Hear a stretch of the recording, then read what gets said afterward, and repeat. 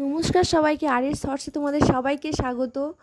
আমাদের বাড়ির একটা অনুষ্ঠানে কী কী আইটেম হচ্ছে দেখে নাও। প্রথমে শুক্তো ছিল, তারপরেই চলে এসেছে ভেজ ডাল, আর সঙ্গে ছিল আলু ভাজা।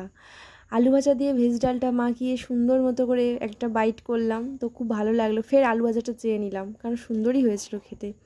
তারপরেই চলে এসেছে মাংসর তরকারি। একটা বড় মতো আলু নিয়েছি এবং মাংসগুলোকে বেছে বেছে নিয়েছি হাড় দেখে দেখে, কারণ ওগুলো খুব ফেভারিট একটা পিস। তো দেন ওটা দিয়ে খাওয়া শেষ করলাম মাখিয়ে আলু দিয়ে, খুব তো ভালোই লাগছিল খেতে। তারপরেই চলে এসেছিলো চাটনি, প্লাস্টিক চাটনি, যেটা পেঁপে দিয়ে তৈরি হয়েছিল 5 ফোড়ন দিয়ে, আর সঙ্গে চলেছে ব্যাট পাঁপড় ভাজা। যতই ব্যাট পাঁপড় ভাজা হোক, কিন্তু এমনি পাঁপড় ভাজা দিয়ে চাটনি খেতে তো খুব ভালোই লাগে। আর তারপরেই তো এসে গেছিলো মিষ্টি। মিষ্টির মধ্যে ছিল পায়েস, আর তারপরে ছিল রসগোল্লা। ব্যাস, এতটুকুই।